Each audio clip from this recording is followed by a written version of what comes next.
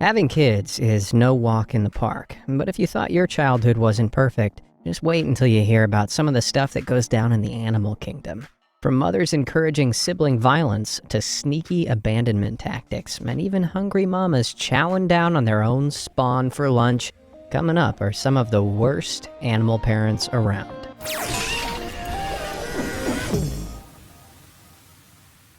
Cuckoos. Cuckoos are some of the most infamous bad mothers in the entire animal kingdom. For these birds, the stress of parenting is just too much to take on. So, to avoid all the hassle, they abandon their kids before they're even born. When she's ready to lay an egg, a female cuckoo will swoop into the unattended nest of a smaller species. She will then swallow one of the eggs that's been laid there and lay one of her own in its place. This behavior is known as brood parasitism, and it's one seriously sneaky tactic. By leaving her own egg in another bird's nest, Mama Cuckoo shifts the responsibility of raising her young to another unsuspecting mother and unburdens herself in the process, freeing herself up to go and live life as a sexy single bird again. Unfortunately for her victims, the cuckoo chick is hardly a welcome addition to any nest. In fact, this imposter chick usually hatches earlier and grows faster than the other bird's real brood, forcing the smaller chicks out of the nest where they will likely die. Sometimes the targeted birds revolt. The parents that inhabit the nest may mob the cuckoo mom to stop her from dropping off her egg.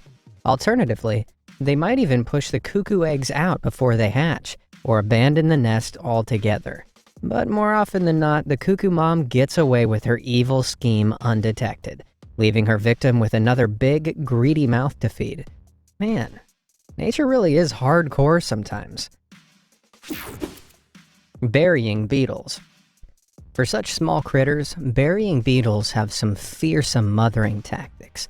True to their name, these endangered black and orange insects bury the carcasses of small vertebrates, such as birds and mice, as a food source for their larvae.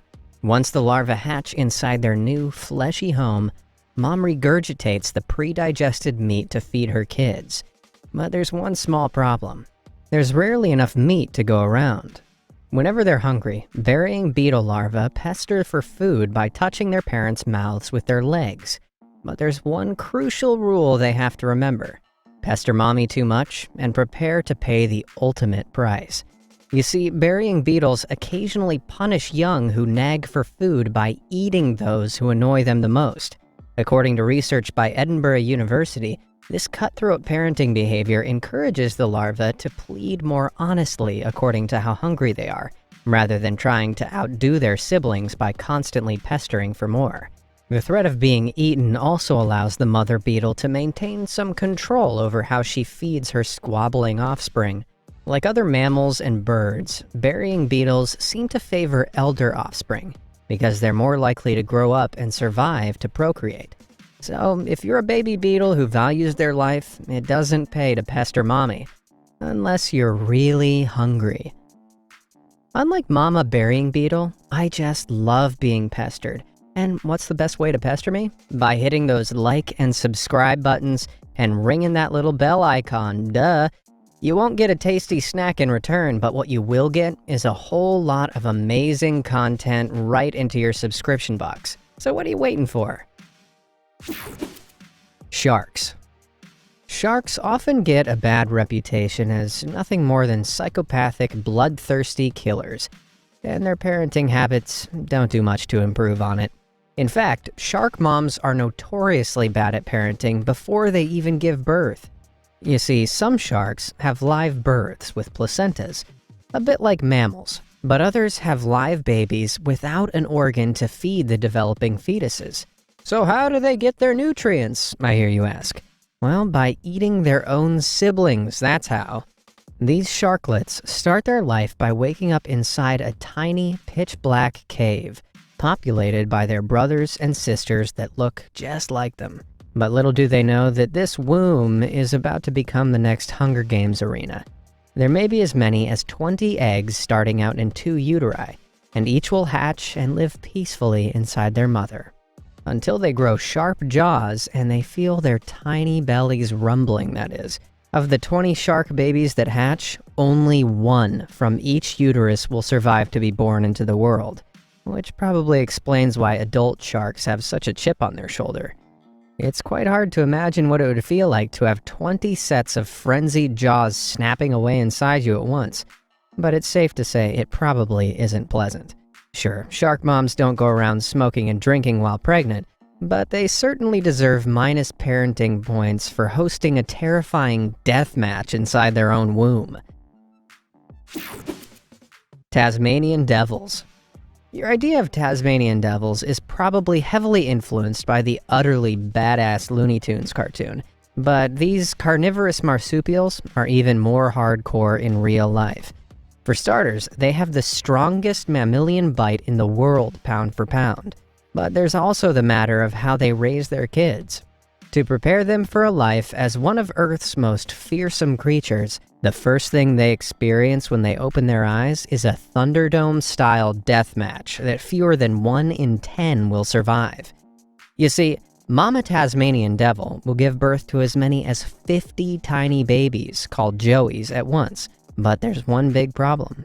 She only has 4 teats to go around. Unfortunately, the phrase sharing is caring means nothing to a Tasmanian devil. So, the rules are simple. Whoever can make it to mommy's feeding nozzles first and hold on tightly wins. Only the strongest survive, while the remaining 46 pups starves to death before they even get a fair shot at life. It seems like there's no logical reason why this happens. Instead, Mother Nature allows the Tasmanian devil to give birth to 50 pups and then lets 92% of them die right off the bat, purely for the sake of teaching them that sharing is for losers. Harp seals. Baby harp seals are unbelievably cute, and you'll be pleased to learn that harp seal moms love these fuzzy little pups just as much as you do, for a total of about 12 days, that is. During this period, harp seal moms feed their babies non-stop and don't even take a break to fill their own bellies. Because pups are born without any blubber, their mother's milk is 50% fat, which allows the 20-pound newborns to pack on 5 pounds a day. But once this intense feeding period stops, so too does the mother-child bonding. After 12 days, the emaciated female harp seal decides it's time to make a swift exit by leaving her baby to fend for themselves. But unlike other species with such abrupt weaning periods, the harp seal pups aren't nearly prepared enough for life on their own. Instead, they're left stranded on the ice for the next month and a half with absolutely no food or protection. And during this time, the pups will lose half of their body weight without any resources to replenish it. Finally, when they're about 8 weeks old, they'll be able to swim and are ready to start hunting for their own food. But until that day comes, they must endure a dangerous period of potential starvation, being hunted by predators, or drowning amid the melting ice. All things considered, it's no surprise that at least 30% of all harp seal pups die during their first year of life. Talk about absent parenting. Jeez, it's getting pretty intense up in here. If you had to be raised by one of the bad parents we've seen so far, which one would you pick? Let me know in the comments below, but I warn you, it's only gonna get worse from here on out. Dracula ants. Now, the word Dracula alone should be enough to tell you that not much mother-baby bonding is going on here, but nothing can prepare you for the plight of the young Dracula ant.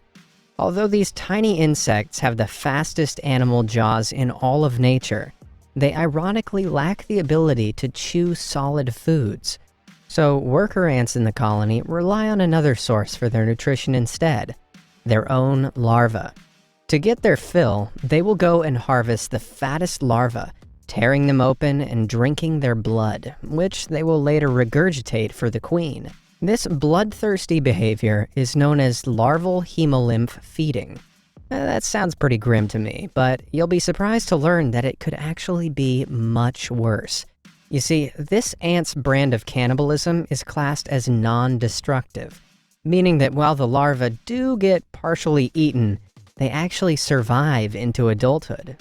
Some people say they've been left with emotional scars from their upbringing, But in the case of the Dracula ant, I guess those scars manifest themselves in a much more permanent way. Christmas Island red crab. Every year between October to December, 50 million Christmas Island red crabs migrate from their jungle homes out to the coast to spawn their eggs into the sea in a spectacular event.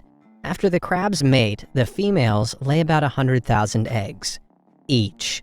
They can only spawn eggs once a month with the tides and a special phase of the moon. With such specific conditions required for their birth, you'd think the resulting babies would be totally sacred or something, but you'd be wrong. The newly spawned baby crabs drift around at sea for the first month of their life.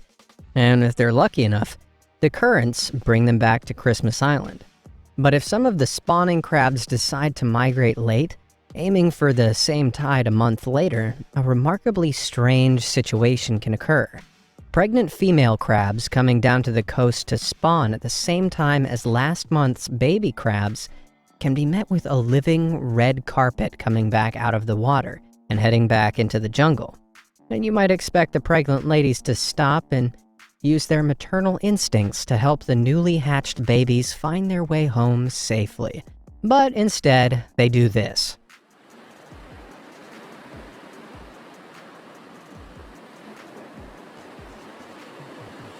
Yep, that mama crab is popping tiny babies into her mouth like crunchy red popcorn. It's not uncommon for expectant crabs to stop and feast on newly hatched babies if they fancy a snack. And worse still, mother crabs have also been known to eat their own young if they're hungry enough.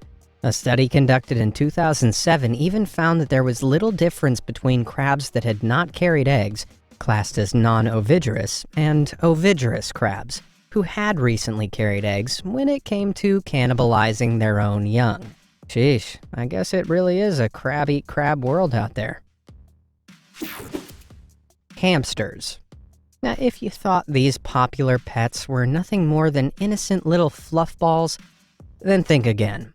Watching your female hamster coddle a litter of cute little pink babies can be an exciting time. But don't be surprised if you check your cage one day to find some, if not all, of the babies missing. And where do they disappear to? Mommy hamster's stomach, that's where. And not in a weird reverse pregnancy kind of way either. She literally eats them. It's a horrifying thought, but hamsters are pretty well renowned for ingesting their own young. There are mixed opinions about what might motivate them to commit such a heinous crime against hamster kind. Some believe it's because mother hamsters are malnourished after giving birth and need the extra nutrients. Others theorize that the babies are eaten so mom doesn't have to care for such a large number of kids, considering each litter can contain up to 20 pups. Generally speaking though, if a hamster is overwhelmed by stress and feels that caring for its own young is more than it can handle, then it may choose the easy way out and eat them instead. It seems like quite a leap, but who knows what goes on inside those tiny brains? If you're a proud hamster owner and your female hamster gets pregnant, it's important to try and maintain a calm, stress-free environment. Make sure she gets enough food too, so she doesn't start looking at her own kids as a potential midnight snack.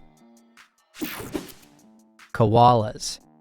I'm sorry to say that I'm probably going to ruin the cutesy image you probably have of koalas. A newborn baby koala, called the Joey, looks like a little pink jelly bean. It's totally hairless, blind, has no ears, and is no more than 2 centimeters long. Relying on its sense of smell, touch, and strong forelimbs, the Joey makes its way from the birth canal to the pouch, completely unaided where it attaches itself to its mother's teat. The Joey stays there for 6 to 7 months until it develops ears and fur and opens its eyes. But then from around 22 weeks, baby koalas swap milk for a new kind of food called pap. What's pap, you ask? Well, it's poop. And not just any old poop, specially made, creamy, extra wet poop. This specialized poop helps allow the mother to pass on microorganisms present in her own digestive system to her Joey, which are essential to the digestion of eucalyptus leaves that will eventually become the main source of any koala's diet. At first, the baby leans out of the pouch on the mother's abdomen to feed on the pap, and then gradually emerges to lie on mom's belly to feed as it grows up. Once the joey is old enough to ride on its mother's back, it can finally graduate to eating fresh leaves, and I bet that's a relief. I can imagine it gets tiring being served the same old poop sandwich for lunch every day. Black eagles. Any mother with more than one child knows how draining it can be when siblings constantly squabble. Sometimes it's best to just let them wear each other out. But most moms know when it's time to intervene and break things up. Unless you're a black eagle, that is.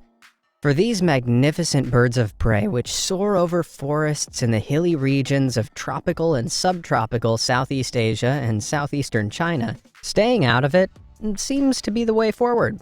In fact, if a fight breaks out in the nest between two chicks, mom will usually just sit and watch it happen with front row seats.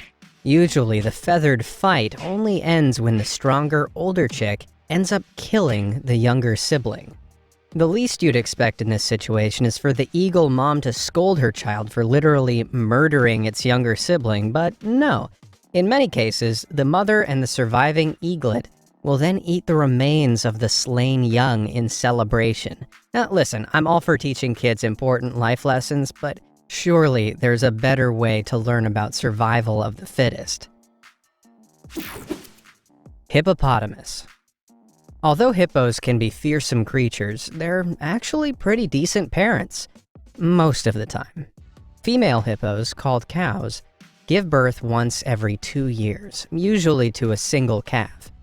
Unsurprisingly, mama hippos are usually quite protective of their offspring, even though hippo babies can swim right away and can weigh 55 to 120 pounds, which is about the weight of a large adult dog. Soon after the birth, the mother and her baby will join up with the other cows and calves for protection against predators like crocodiles, lions, and hyenas. But sometimes the real threat lies a little closer to home.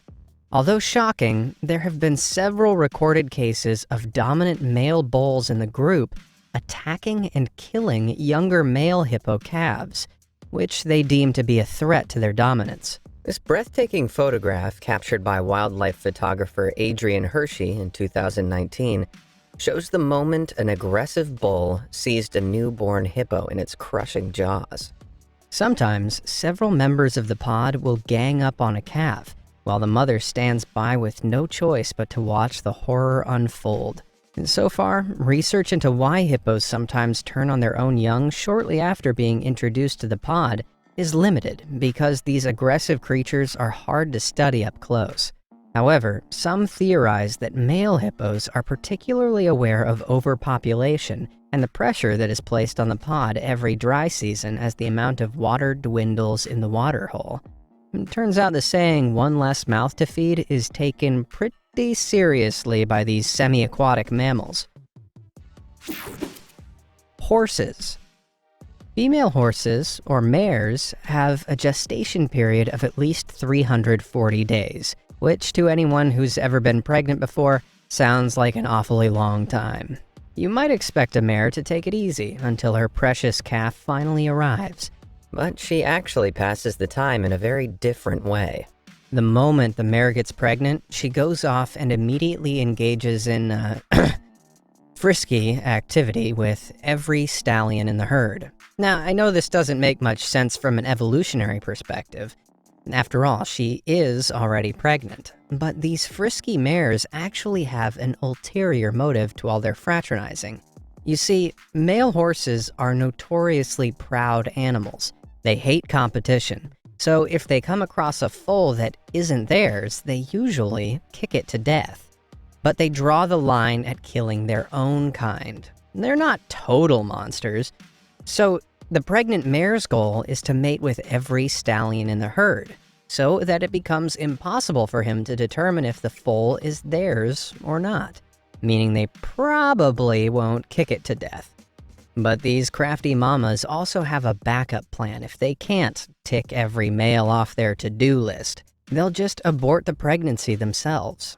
Scientists aren't exactly sure how this happens, but it's thought to be the result of a natural chemical process within the mare if she senses that the foal will be in danger from aggressive males fighting for dominance. Now, there's something to think about next time you walk past a field of horses grazing peacefully. Fire ants. If you thought the Dracula ants had a brutal start in life, just wait till you hear about fire ants. In fact, fire ants are lucky if they even make it to adulthood, if they're born male, that is. Gender is quite the hot topic among this ant colony. While female ants do all the work, including hunting, foraging, and caring for their young, all the male ants do is eat, mate, and poop. Sound like anyone you know? The only reason why the women keep them around is because they can't reproduce without them. But this presents a problem. Having too many men around is a waste of resources, and means there are only more lazy, good-for-nothing mouths to feed. To try and keep on top of things, worker drone ladies won't hesitate to just kill any dudes they come across on sight. And this isn't just a random thing either. The female worker ants will often embark on a systematic culling of all the males during the larval stage. But this puts the female ants at odds with the queen, because the species would inevitably die without any males around. To try and maintain a good balance, the queen will overwhelm the colony with male eggs while the female workers go on their murderous rampage. Eventually, the women get tired and a few lucky males make it to adulthood. Maybe these radical feminist ants have gone a step too far? Giant pandas. Ever felt like your parent favors your sibling over you? Well, just be glad you weren't born a giant panda. These laid-back creatures are famed for their cutesy cuddleness, but they're also some of the worst parents in the animal kingdom. When they're first born, panda cubs are pretty helpless. They're blind, hairless, weigh between 3 to 5 ounces, and are about 1/900th the size of their mothers.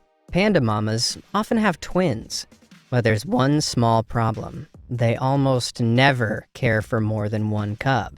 Instead, the mom will choose the weaker of the two siblings and will start ignoring him or her in favor of the stronger sibling. Of course, without its mom's love and protection, the weaker cub will almost certainly die. There are a couple of possible reasons why pandas adopt the whole survival of the fittest mindset. Firstly, their diet. Since bamboo is notoriously low in nutrients, it's near impossible for a mother to make enough milk to feed 2 cubs. Plus, panda moms must keep their baby tight to their own body to maintain their body warmth, and must hold them closely to their breast to nurse. Because mom has to do basically everything for her baby, she simply doesn't have the resources to split that attention both ways. So she makes the difficult decision to abandon one cub to increase the chances of the other's survival. Thankfully though, cubs abandoned in zoos are still cared for since the zookeepers don't have to worry about limited milk production. Seems like favoritism is the giant panda's forte. Komodo dragons. Komodo dragons can reach up to 10 feet in length and weigh more than 300 pounds, making them the heaviest lizards on Earth. When a female is ready to mate, she gives off a scent in her poop for males to follow. Once a male locates the female, he scratches her back and licks her body. And if she licks him back, they mate. Pregnant females then lay about 30 eggs, which they bury in the earth until they hatch 8 months later. While the eggs incubate in the nest, the female may lay on the nest to protect them. But absolutely no evidence of parental care for newly hatched Komodos exists. The tiny hatchlings are particularly vulnerable during the early stages of their life. After they're born, the babies often scramble to climb the nearest tree for safety. Only the strongest will make it, while the weakest often fall victim to predators, including other adult Komodo dragons. Because Komodo dragons have both male and female sex chromosomes, females are able to reproduce asexually through a process called parthenogenesis.